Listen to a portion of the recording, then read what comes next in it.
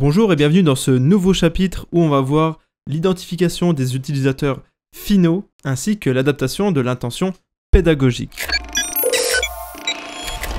Tout d'abord, qu'est-ce que l'intention pédagogique et qu'est-ce que l'identification des utilisateurs finaux et à quel moment cela va nous impacter dans une création de contenu immersif pédagogique. L'intention pédagogique, c'est votre but ultime, vous en avez un tous les jours dans votre vie actuelle, c'est comment transmettre le savoir ou les compétences à vos apprenants. Tout simplement, vous allez devoir définir cette intention pédagogique dès le début. Cela va devoir être clair, net, précis et on va respecter une règle qui s'appelle la règle SMART. Identifier les utilisateurs finaux, c'est tout simplement connaître d'avance vos apprenants avant même de concevoir vos contenus. Ou du moins, imaginer un persona type avec des critères ou imaginer plusieurs personas et pouvoir faire des embranchements dans vos visites virtuelles par exemple. Donc on va voir tout ça en détail. En fait, ces concepts sont d'autant plus importants en réalité virtuelle par rapport à des cursus plutôt standards parce que tout simplement, l'immersion est beaucoup plus grande en réalité virtuelle. On peut les amener à des endroits beaucoup plus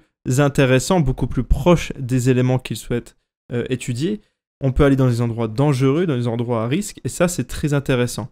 Mais cette immersion fait que on va devoir tout simplement connaître davantage nos utilisateurs et donc nos apprenants. L'attention pédagogique va nous permettre en fait de guider la production de nos contenus VR. C'est ça qu'il est très important de comprendre. Ce sera vraiment la feuille de route qui va définir l'intégralité du projet. Et connaître les utilisateurs finaux va nous permettre d'adapter ou de compenser ce qu'on a pu créer dans notre visite virtuelle par différentes méthodes, différents moyens qui vont permettre à l'utilisateur de pouvoir vivre pleinement l'immersion, de pouvoir apprendre pleinement ce qu'il souhaite et surtout d'avoir une adaptabilité entre chaque apprenant. C'est ça vraiment la grosse différence avec un cursus plutôt standard où vous avez un professeur et une multitude d'élèves devant lui. Là, ça va être totalement différent, c'est une expérience de l'unique. La personne va être seule dans son casque de réalité virtuelle ou face à son écran d'ordinateur et il va pouvoir le vivre vraiment uniquement tout seul. Donc il va falloir être de plus en plus fort en adaptabilité et vraiment pouvoir donner le maximum de ce qu'on peut donner en termes d'apprentissage. Donc comme dit précédemment, tout simplement l'intention pédagogique, c'est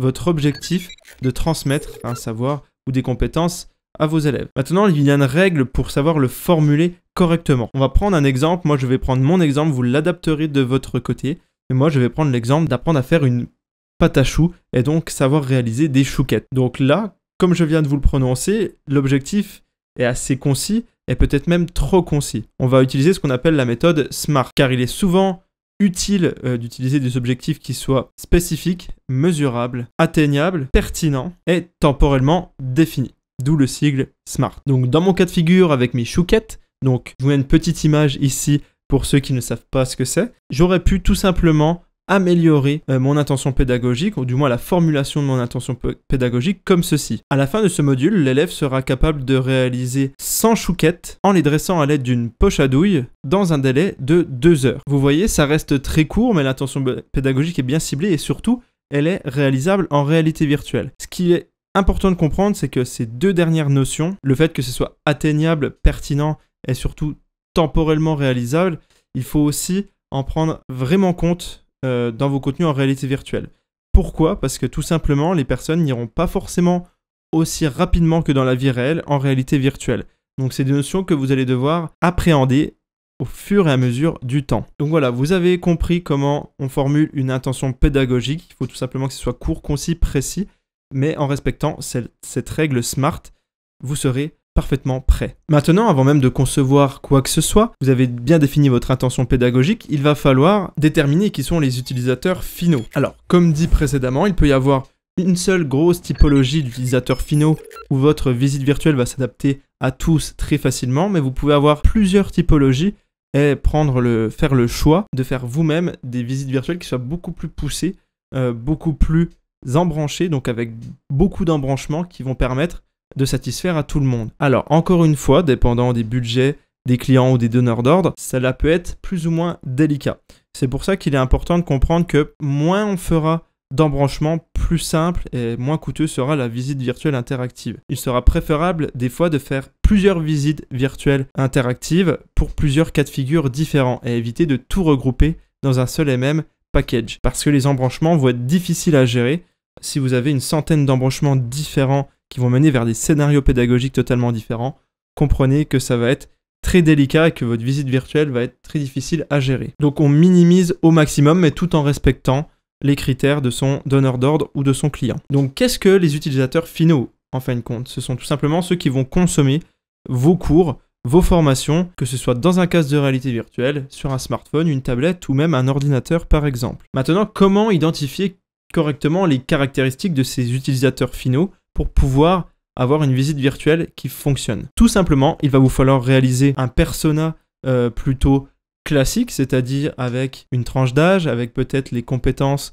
que vos élèves ont déjà, avec le niveau de confort, avec la technologie. Est-ce que ces personnes ont déjà utilisé des casques de réalité virtuelle ou non, par exemple? Et peut-être même encore sur leurs préférences d'apprentissage, qui sont en fait des notions hyper importantes, parce que grâce à la réalité virtuelle, on peut vraiment s'adapter à 100% à l'élève. Prenons encore un exemple avec cette fameuse intention pédagogique qui est de réaliser des chouquettes. Ma formation va être diffusée dans des casques de réalité virtuelle, en tout cas ce module de réalisation de chouquettes va être diffusé dans un casque de réalité virtuelle à des apprenants en pâtisserie qui sont en 2e année de CAP. Donc dépendant de la période, dépendant des connaissances technologiques de ces jeunes-là, dépendant de tous ces critères, vous allez devoir tout simplement adapter votre scénario et l'intégralité de votre visite virtuelle à ces apprenants-là. Finalement, ces informations influencent votre façon de concevoir le contenu en réalité virtuelle. Nous n'aurions pas du tout conçu la même chose si je vous aurais dit qu'on va faire une formation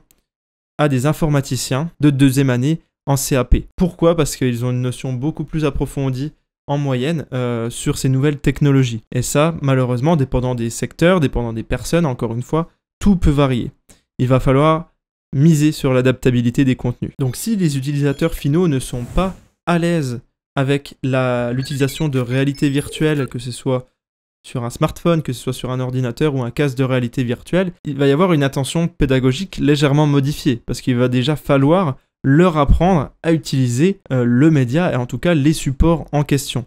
Donc il y aura toujours une petite phase, on va dire, d'apprentissage ou d'acculturation sur la réalité virtuelle et les outils que vous allez leur faire utiliser avant même de commencer votre véritable cours. Une fois que vous avez fait une base et que vos élèves restent dans le cursus de formation, ils seront de plus en plus à l'aise et vous aurez plus à vous inquiéter de ceci. Comme vous, à l'heure actuelle, qui regardez ces contenus sur une plateforme e-learning sur Internet, vous allez prendre l'habitude de regarder un module par jour où vous allez savoir le chemin parfaitement et vous allez savoir où il faut cliquer et à quel moment. Donc dans ce chapitre 5, petit récapitulatif, on a défini l'intention pédagogique qui est, dans notre cas de figure, la réalisation de chouquettes à l'aide d'une poche à douille, de 100 chouquettes à l'aide d'une poche à douille sur une durée maximale de 2 heures. Donc là, on a un objectif clair, concis, précis, smart. Et on a défini les utilisateurs finaux qui étaient des 2e années en CAP de pâtisserie qui avaient très peu de connaissances sur les nouvelles technologies. Et donc grâce à cela, grâce à ces 2 informations qui sont primordiales, qui doivent être écrites noir sur blanc, qui doivent être réfléchies en amont, on va pouvoir commencer à aller un petit peu plus loin dans la réflexion. C'est terminé pour ce premier chapitre de cette petite formation sur l'acculturation. Comme d'habitude, je vous laisse lire le texte qui va vous permettre de mémoriser davantage et je vous laisse faire le quiz et les exercices pratiques et on se retrouve sur le prochain chapitre.